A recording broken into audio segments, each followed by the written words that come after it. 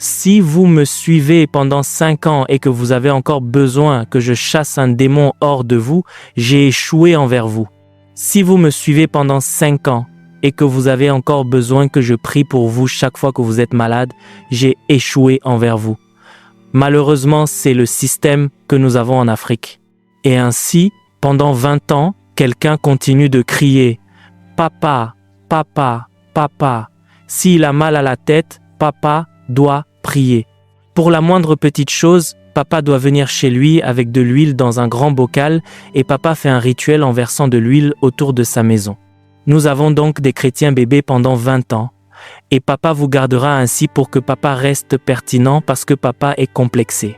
Il pense que lorsque vous vous trouverez en Christ, vous n'aurez plus besoin de lui, mais ce n'est pas vrai. C'est en fait quand vous vous trouvez que vous l'appréciez davantage, car vous connaîtrez celui qui vous a enseigné la vérité et vous avez grandi. Imaginez si vous aviez un enfant et qu'à 20 ans vous le nourrissiez encore à la cuillère. Seriez-vous capable de dormir? Imaginez que vous ayez un fils et que vous lui mettiez encore des couches à 20 ans. Vous perdriez le sommeil car à 2 ans, cet enfant devrait déjà commencer à apprendre à fonctionner sans couche. À 2 ans, cet enfant devrait apprendre à manger. Et si cet enfant a 10 ans, il devrait savoir cuisiner pour lui-même. Quand il a 20 ans, il devrait être capable de fournir de la nourriture et de la cuisiner pour lui-même. Si nous en savons autant dans le naturel, comment se fait-il que nous soyons devenus banqueroutiers dans l'esprit? Comment des gens qui représentent Jésus peuvent-ils être les personnes les plus désespérées, pleurant comme s'il n'y avait aucun espoir pour eux? C'est une abomination. Il dit « J'ai vu une abomination sur la terre ». Il dit que des mendiants montent des chevaux, tandis que des princes marchent à pied. Ceux qui devraient exercer la domination sont ceux qui crient à l'aide. Je ne dis pas que nous ne continuerons pas à prendre soin des jeunes croyants. Chaque jour, des âmes sont gagnées. Mais je dis que nous devrions aussi faire mûrir les croyants. Un moment doit venir où un croyant doit être capable de prendre des responsabilités spirituelles parce qu'il a manié la vérité. Les armes de notre combat, la Bible dit qu'elles ne sont pas charnelles. Elles sont puissantes par Dieu pour renverser des forteresses. Et la première est le nom de Jésus. La deuxième arme de votre combat est le sang de Jésus. Le système de l'exemption par le sang de Jésus est un système d'exemption. Si vous étudiez le livre de l'Exode 12, des versets 13 à 14, la première fois que le système du sang a été introduit, il est dit « Quand je verrai le sang, je passerai par-dessus ». Ainsi, la première chose que fait le sang, c'est qu'il vous retire complètement de l'arène de la bataille. Quand vous savez utiliser le sang, les autres se battront, mais vous n'en serez même pas conscient car le sang est un système d'exemption. Et au cas où vous seriez déjà dans la bataille, le sang devient un système pour vaincre. Dans l'Apocalypse 12, verset 11, il est dit qu'ils l'ont vaincu par le sang de l'agneau et par les paroles de leur témoignage. Donc, avant que la bataille n'arrive, le sang vous exempte. Quand vous êtes déjà dans la bataille, le sang vous donne des pouvoirs de vainqueur. C'est pourquoi le sang devient une arme viable que nous utilisons. Si vous étudiez Luc 22, des versets 14 à 20, vous verrez Jésus nous donner un mandat. Il a dit « Ne plaisantez pas avec le sang, ne plaisantez pas avec ça ». J'entends une nouvelle théologie maintenant où des gens disent « nous n'avons pas besoin de la table de communion ». N'essayez pas ce qui vous tuera. Les gens apportent toutes sortes de révélations qui ne sont pas testées. Et les gens qui enseignent ces choses, vous ne pouvez pas tracer leur ministère et les voir faire quoi que ce soit qui aide l'humanité. Vous ne les voyez jamais là où des gens meurent et où ils apportent un pouvoir de guérison. Vous ne les voyez jamais chasser des démons. Avant de continuer cette vidéo, juste pour rappeler que nous avons notre livre Les Généraux de Dieu qui est désormais disponible. Si vous voulez connaître plus sur les Généraux de Dieu, si vous voulez connaître leur histoire, qu'est-ce qu'ils ont fait pour avoir cette onction, comment ils ont fait, quelle est leur routine spirituelle et donc ces 25 biographies, le lien dans la description de cette vidéo pour pouvoir télécharger le livre rapidement. Que Dieu vous bénisse abondamment. Ils pensent juste que le christianisme est de la théologie et tout le monde parle sans preuve. Il y a 3 témoins de notre ministère. Le témoin d'une exégèse précise, le témoin du caractère et le témoin du pouvoir. Si vous n'avez pas ces trois-là, vous ne pouvez pas dire que vous êtes une autorité, car s'il ne s'agit que d'exégèse, même un théologien qui ne peut pas chasser de démons peut apporter des exégèses. Et s'il ne s'agit que d'exégèse, un fornicateur peut aussi en apporter. Il doit donc y avoir le témoignage du caractère, que le Dieu dont vous parlez, vous l'avez vu. Car nous tous, le visage découvert, contemplant comme dans un miroir la gloire du Seigneur, nous sommes transformés. Cela signifie que vous avez subi une métamorphose.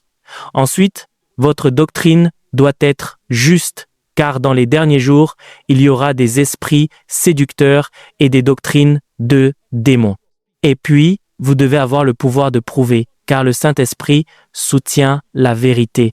L'administration du sang par la Sainte Seine. Le Saint-Esprit apporte un témoignage pour soutenir ce que vous avez dit par la démonstration de puissance. Acte 1, verset 8. Vous recevrez le Saint-Esprit et une puissance, et vous serez mes témoins. Quand les gens parlent sans démonstration, Paul les appelle des hommes à l'éloquence excellente. Il a dit, « Quand je suis venu vers vous, je ne suis pas venu avec l'excellence du discours. » Il y a l'exégèse, il y a la doctrine, mais il y a aussi la capacité de montrer Dieu de manière tangible. La deuxième arme que nous avons est le sang. Et je veux vous montrer comment administrer le sang. Parce qu'il y a beaucoup de gens qui ne cessent de dire « sang de Jésus, sang de Jésus ». Vous ne trouverez pas cela dans la Bible. Vous n'administrez pas le sang en disant « sang de Jésus, sang de Jésus ». La première façon d'administrer le sang est par la table de communion. C'est ce que Jésus nous a dit de faire. Luc 22, verset 14. Quand l'heure fut venue, il s'assit à table avec les 12 apôtres. Il a dit, « J'ai désiré d'un grand désir manger cette Pâque avec vous avant de souffrir. » Certains disent que nous ne devons pas faire la table de communion parce que Jésus a dit qu'il ne la mangerait plus, mais il n'a pas dit qu'il devait arrêter de la manger. Il a dit, « Prenez ceci et divisez-le entre vous. » Il a pris le pain, a rendu grâce et l'a rompu en disant, « Ceci est mon corps qui est donné pour vous. Faites ceci en mémoire de moi. » Bien des années plus tard, Paul disait dans 1 Corinthiens 11, verset 23, « Car j'ai reçu du Seigneur ce que je vous ai enseigné. Ce n'est pas de Pierre ou de Jacques qu'il l'a reçu, mais du Seigneur. » Dans 1 Corinthiens 10, verset 6, il est dit, « La coupe de bénédiction que nous bénissons n'est-elle pas la communion au sang de Christ? » Chaque fois que nous rompons la communion, nous bénissons les gens en libérant la puissance du Nouveau Testament. Certains d'entre vous prennent la communion pour acquise parce que vous ne savez pas que c'est là que le pouvoir de vaincre et d'être exempté est libéré. La raison pour laquelle certains d'entre nous n'entrent pas dans certaines batailles est que le sang nous exonère. C'est le devoir du sang, que vous soyez épargnés par l'ange de la mort. Là où il y a destruction, vous ne pouvez pas entrer. Un accident se produit, il se termine avant que vous n'arriviez. C'est le sang qui vous exempte. Acte 2, verset 42. Ils persévéraient dans l'enseignement des apôtres, dans la communion fraternelle, dans la fraction du pain et dans les prières. C'était leur mode de vie. Pourquoi le faisaient-ils? Pour libérer la puissance du sang. Certains d'entre vous sont impliqués dans trop de batailles. S'il y a un accident, vous y êtes. S'il y a de la stagnation, vous y êtes. Votre vie ne devrait pas être uniquement faite de combats. Il existe des systèmes d'exemption. L'autre jour, j'étais en Zambie. Nous devions voler de Ndola à Lusaka. Au moment où nous sommes entrés dans l'avion, le pare-brise de l'avion s'est brisé. Imaginez si nous avions été en l'air. J'ai été exempté. Un prophète m'a envoyé un message vocal disant « Priez pour l'apôtre Mike, il y a une attaque. » Le plan du diable était qu'une fois en l'air, tout s'écrase.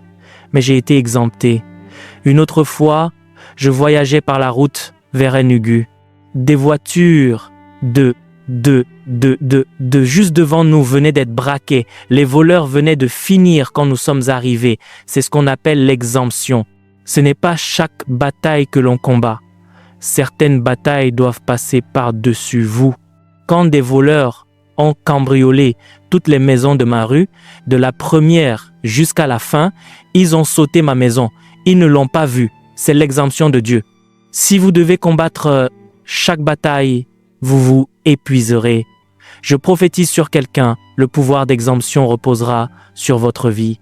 La deuxième façon d'activer le sang est de marcher dans la lumière.